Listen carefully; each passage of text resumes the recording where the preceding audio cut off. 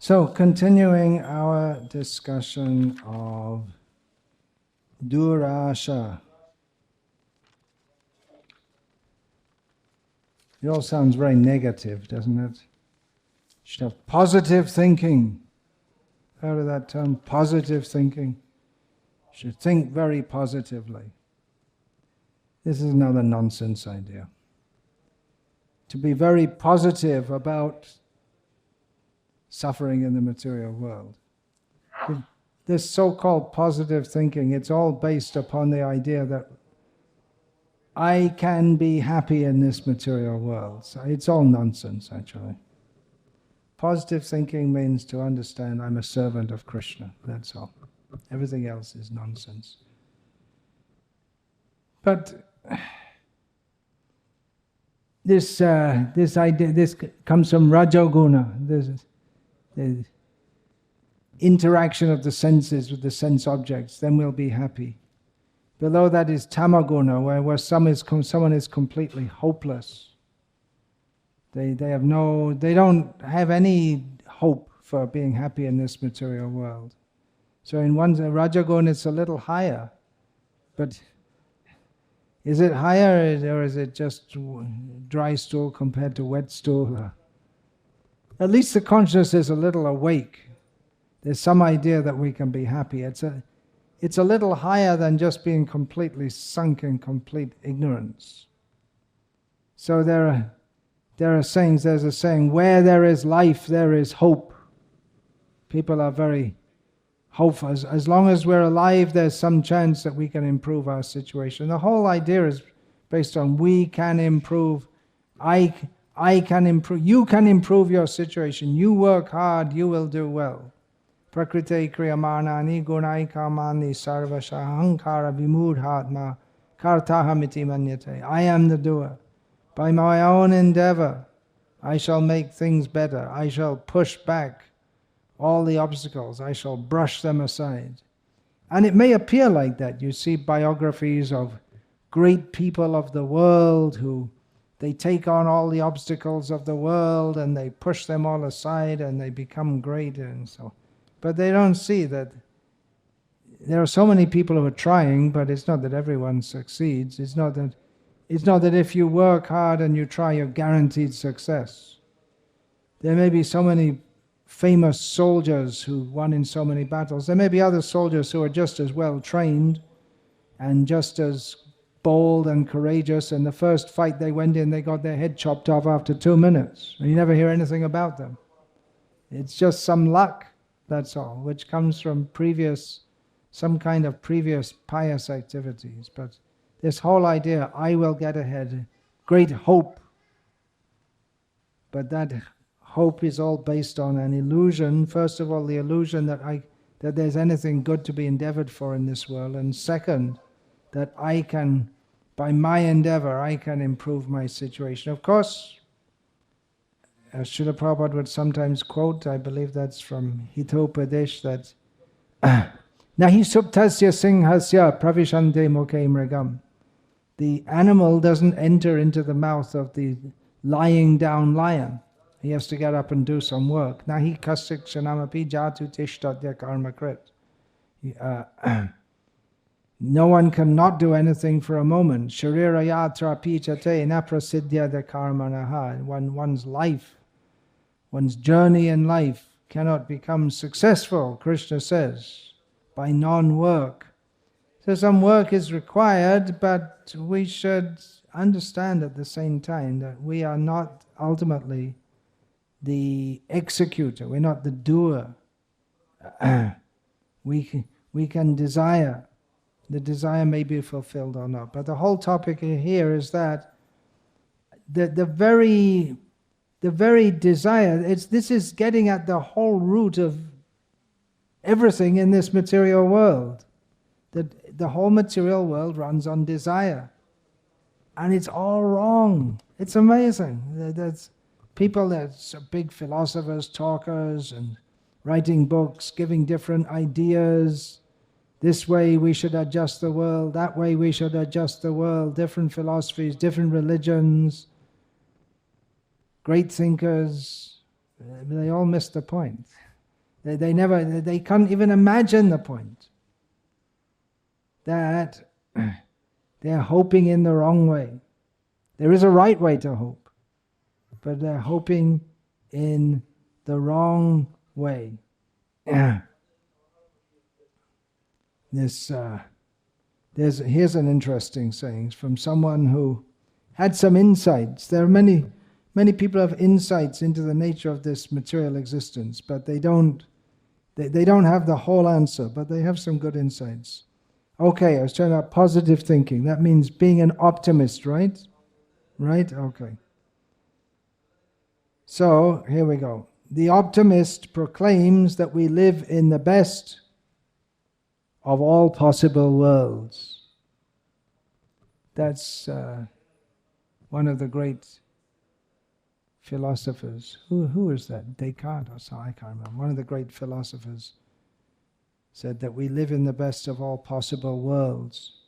And the pessimist fears that this is true. This is the best. The optimist says, yeah, this is the best. And the pessimist says, yeah, this is the best. There's nothing better than this. Fortunately, there is. Now, we shouldn't think that, okay, I'll just take to Krishna consciousness and then everything will be nice. Then we'll never have to struggle in the material world. We have to go on struggling in the material world because the material world is made like that. But we should have hope that parastasmatu bhavanyo vyakto vyaktat sanatanaha yasa sarveshu bhuteshu nashyatsu navinashyati. That beyond this material world, which is created and destroyed again and again, there is the spiritual world where everything is eternal and blissful. But it's not that in this we take to Krishna consciousness and then there's no struggle. There will be. Indradyumna Maharaj, you've probably all heard of him, those who have been in ISKCON for some time, especially those that know the English language. He's written so many books about his adventures in Krishna consciousness. He has so many adventures. So this is one of the anecdotes which he has told many times, which seems to be the some words that Prabhupada said to him, which give him fuel to go on throughout his whole life, to struggle in so many ways for preaching Krishna consciousness throughout life. And it is a struggle to preach. Is it not? Those of you who are out distributing books, doing Harinam and building this temple in so many ways. It's a struggle. It's always a struggle. Why should anyone struggle? You can just sit and chant Hare Krishna. That's what we tell people, right? Chant Hare Krishna and be happy. Oh, and by the way, here's a book bag, and you go and sell the books, and you'll meet all atheists and demons and some nice people. And you'll meet many nice people who are very nice, but don't want to take books. Isn't it? You meet many people like that. Oh, yes, very good work. Take a book. No, that's all right. And how do you deal with so many things? Anyway, this is an anecdote from Indradyumna Maharaj was in a group of devotees who flew with Srila Prabhupada from Detroit in the United States of America to London in England. And Indradyumna Maharaj describes that he was thinking, well, Prabhupada there'll be a big kirtan to welcome Srila Prabhupada, and then we'll go to the temple, have more kirtan, and it'll be a big feast, and it'll be bliss. And that's what actually happened. But, here's the but. Srila Prabhupada arrived, all the party arrived with him, but his baggage didn't arrive, and therefore someone had to wait for his baggage to arrive. Means it came on the plane, but somehow between the plane and the luggage carousel, it went missing. So guess who was chosen? Someone has to stay behind to get the baggage. Indradyumna, you can do it. Okay. All right, you got to do what your spirit is telling. Okay, so he's waiting and waiting and waiting and waiting and waiting and eventually they get it, and he has to carry. And it's a heavy bag. And it contains all Prabhupada's big, heavy books for his translation. And he had to carry it. And young and strong, but a heavy bag nevertheless. So an hour and a half went by, and finally they found the bag, and they brought it. It was very heavy, being full of so many books. And he could just lift it up, put it on a trolley. Outside it was typical London weather, raining and cold. To add to the fun, there are no devotees around. They'd all gone long ago with Srila Prabhupada. And he missed the reception. Anyway, he took a taxi, put the bag in it, got in the taxi driver, where do you want to go? And so the taxi driver even noticed that he looked pretty miserable. And so the taxi driver noticed he was miserable, and the taxi driver tried to cheer him up, but he couldn't cheer him up. It was raining even harder when they got to the temple. Then he had to walk up the stairs with the bag, and then he asked a devotee, could you help me carry the bag? He said, no, I'm so full of, took so much prasadam. I can hardly lift my foot, let alone carry the bag. Oh, prasad, is there any left? He said, no. It's all finished, everything completely finished. So he's almost beginning to hate that bag as he's carrying it up the stairs. He's completely exhausted. And then Prabhupada's room is on the second floor, and it's a long flight of steps. He just dumps down the bag. And then Prabhupada came out of the room. And he bowed down and he felt Prabhupada slap him on the back. He didn't know whether Prabhupada was slapping him, it was why you late, or and Prabhupada said something. He couldn't hear what he said. And Prabhupada went back inside the room. And then he asked Prabhupada's servant, what did Prabhupada say? And the servant Nanda Kumar said that Prabhupada had said that in this material world there is always so much struggle. But when I take you back to Godhead, everything will be easy and sublime. And that was worth everything, all the struggle and the cold and the rain and miss the reception, no prasadam, just those words from Prabhupada. Not just for that moment, but for his whole life. So that should be our asha bandha, our hope. We shouldn't retain any hope to be happy in this material world. But we should have the hope, and that's not some blind faith. Remember this verse says, Antayatandaya rupaniyamanas pishatam triamurudam nibadhaha. Materialistic people, they are like the blind following the blind, and they all fall into the ditch of material existence, and they're bound up by the very strong ropes of material desires. But Krishna consciousness is liberating. So it's not blind faith. It's based on Shastra. It's based on knowledge. It's based on understanding. It's based on practical action. Pratyakshavagamam dharmyam susukam kartamavya. And we can practically experience happiness in Krishna consciousness. So it's not a blind faith.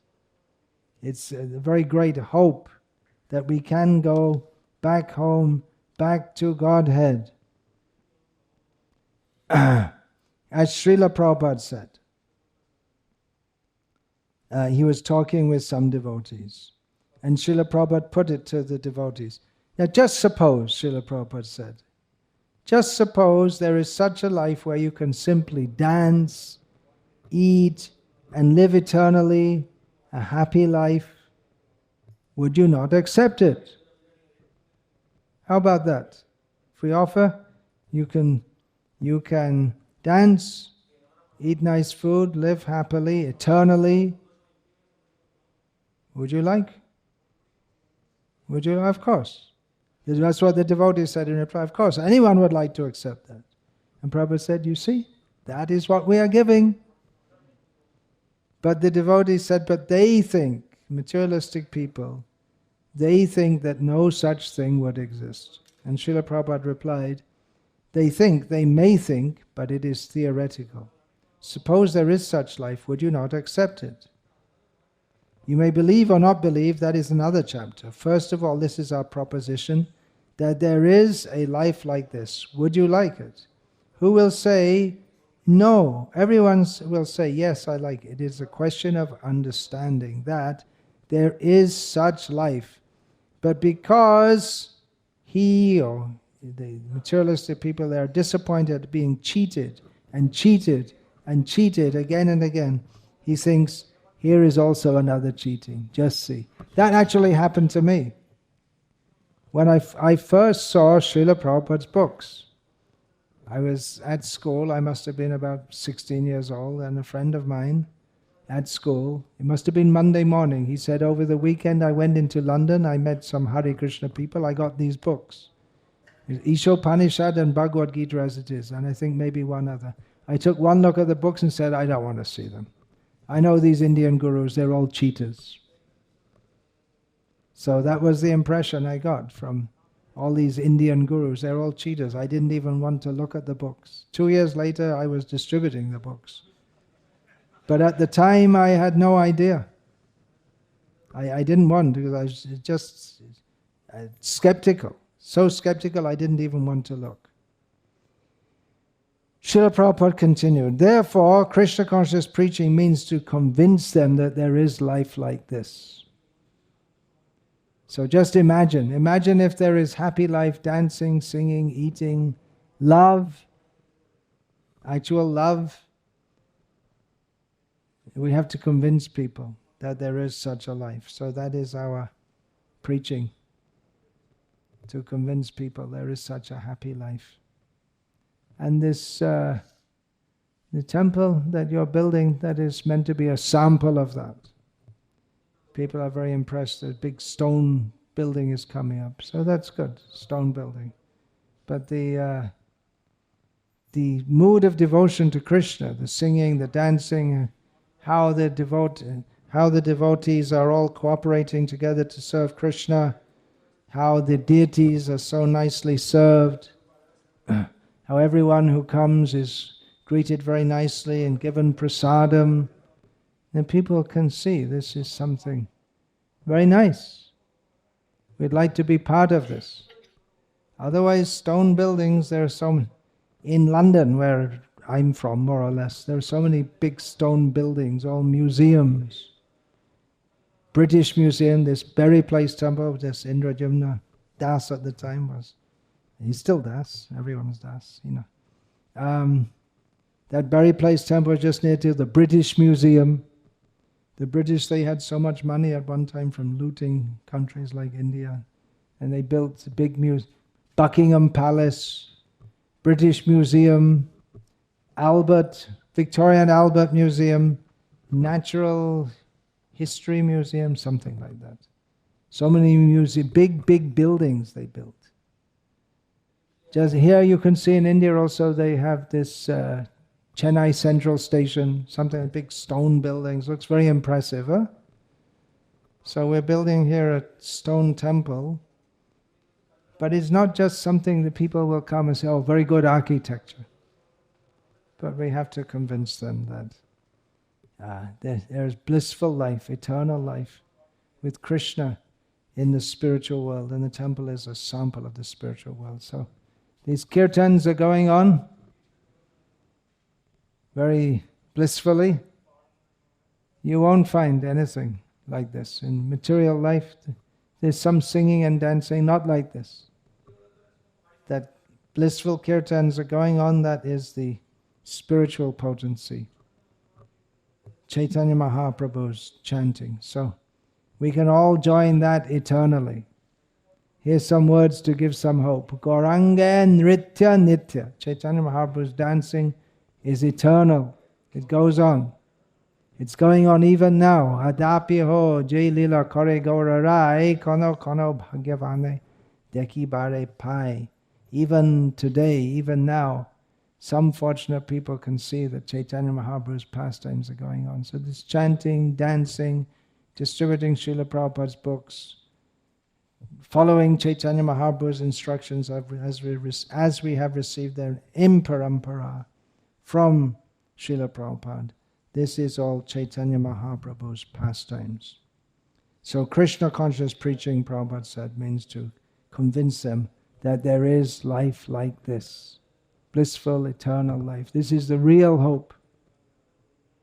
Let us not be hopeless. We should be very hopeful, but not this hopeful for being happy in this material world. Let us be hopeful of going back home, back to Godhead with Krishna in the spiritual world. And in the meantime, while we're here, we have to do whatever we can according to our capacity to try to help others also to come to this very blissful path of Krishna consciousness. Hare Krishna. So the second part was considerably shorter than the first. That's the conclusion. There's bad hope in the material world. Guaranteed. Bad hope. And good hope, best hope, actual hope in Krishna consciousness. Is that all right, Yadunandan? What do you think? Just thinking about it. Wasn't expecting to be asked that. Maybe I have to say in Tamil. Maybe he knows Tamil better than English now, is it? Learning Tamil must be, huh? Good. How's your Tamil? Oh, it has to go beyond that at some point. Can't be kuncham forever.